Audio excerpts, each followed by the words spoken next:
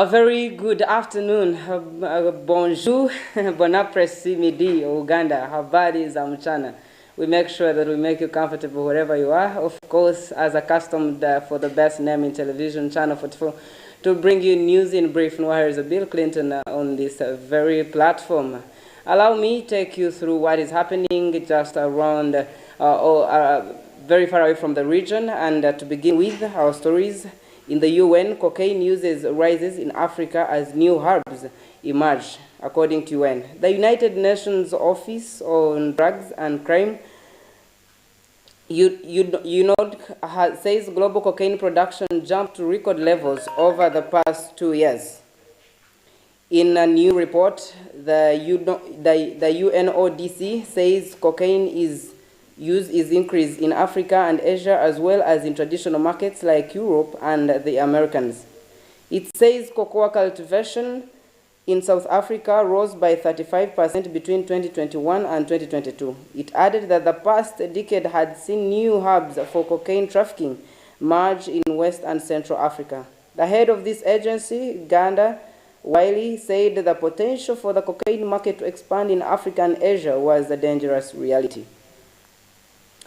And still around the region of Africa, Tunisia's racism roar, Bahrain repatriates. Dozens of Burkina Faso nationals in Tunisia have been repatriated back home in the wake remarks weeks ago by President Kais Saied against sub-Saharan African migrants. Mr. Saied said the migrants were part of a conspiracy to change the country's demographic composition, which triggered racist motivation, abuse, and violence against them. And overseas, to begin in Europe, Ukraine has drawn a line in the dirt, and that line is Bakhmut. It is a city that few say matters strategically, but that tens of thousands have died fight over, and it began more than 7 months ago and is the longest battle of the war so far.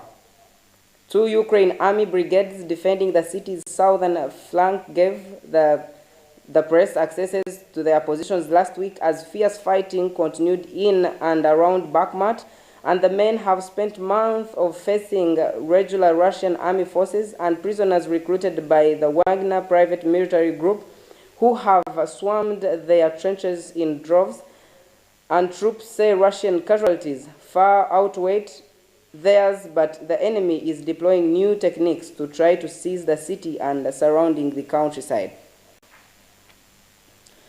And still in Europe, a farmers' party has turned the Dutch politics and is said to be the biggest party in the upper house of the parliament after provincial elections.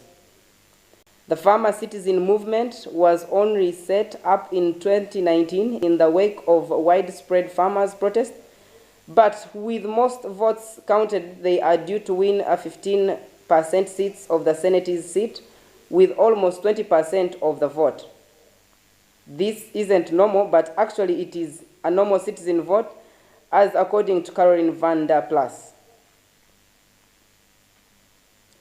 Still between the US and Canada, in San Francisco could become the first major US city to fund repatriations under a plan that would award a €4 million to each eligible black resident.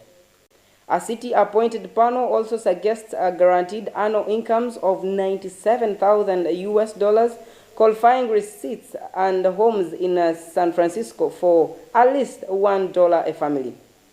The city's Board of Supervisors has begun considering the recommendations, and supporters say it would be just compensation to the black Americans for the legacy of slavery and racism.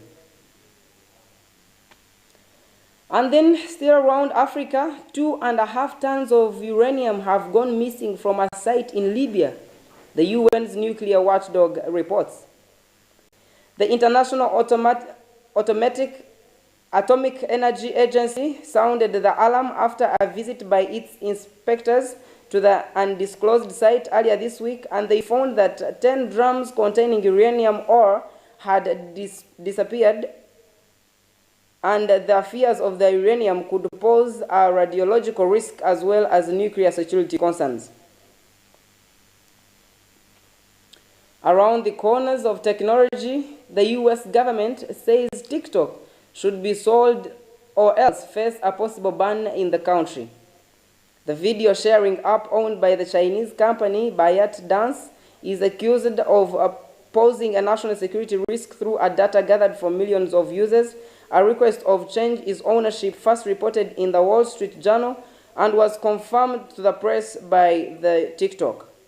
The company said a forced sale would not change its data flows or access, and the White House has not yet responded to the press and news request for comment.